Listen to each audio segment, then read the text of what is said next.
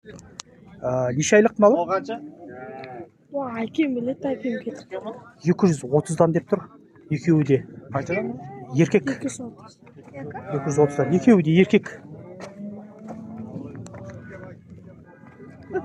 Енді шамамен 4-5 ай бар, 4-5 ай бар.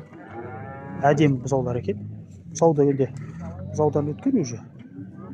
230 саптыр. Түсірем дейді, саудасы бар дейді. Нақты жасын әкем білет дейді. 220 адам болады дейді.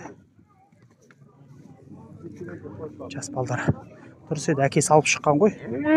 Базар көрсін. Сауда жасап үйренсін, тіршілік жасасын деген ғой. Жақсы ол деген. Жастардың малға, тіршілікке әуес болғаны өте жақсы. Қорғаймыз, қолдаймыз.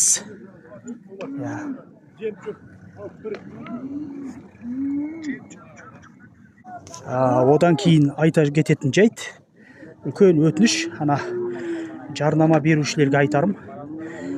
Желательно әйел адамдар берсінші жарнаманы. Или таза еркектер да, анандай еркектер емес, екі сөйлеп кететін. Жаңағы жарнамасы шығарып болғандан кейін, ой, менде ақша жоқ. Я болмаса, ой, мен малым сатылып кете ма деп ойлап едім, сатылмай қалды. Деп жаңағы ақшамды бермей қойып атқандар бар да. Соған айтарым, еркектер ғана хабарласыншы, таза еркектер. Екі сөйлемейтін да, немесе әйел адамдар. Әйел адамдарға реніш жоқ та енді. Аландай шалбар киіп просто аты тек еркек болған жігіттерге айтарым, жарнамаға вообще хабарласпай ақ қойыңыздаршы. Сөздеріңізді тұра алмайсыздар ма?